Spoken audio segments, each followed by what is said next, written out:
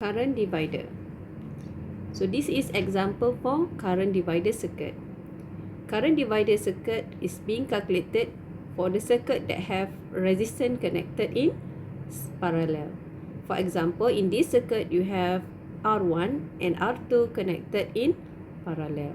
So you have I naught, which is I in, and it's being divided to I1 and I2.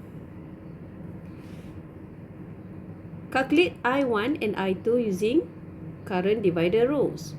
Actually, this is the formula for current divider rules. Where is this formula come from? Alright. For example, if you want to calculate I1 is equals to I naught times I1 is connected to R1. So 1 over R1 over 1 over R1 plus 1 over R2. So 1 over R1, so this one is you have to time by R2. This one times by R1. So you got R2 plus R1. This one is R1, R2.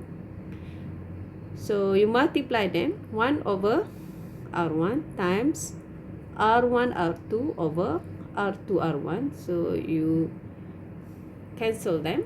So you get I1, if you want to calculate the I1 equals to I naught times R2 over R1 plus R2.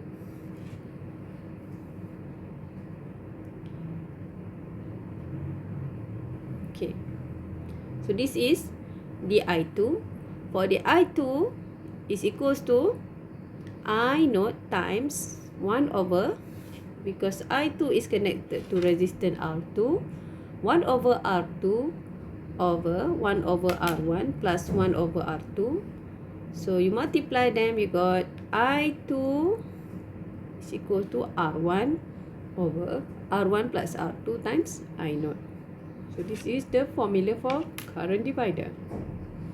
So let's take the example for current divider. Calculate the value for I1 and I2.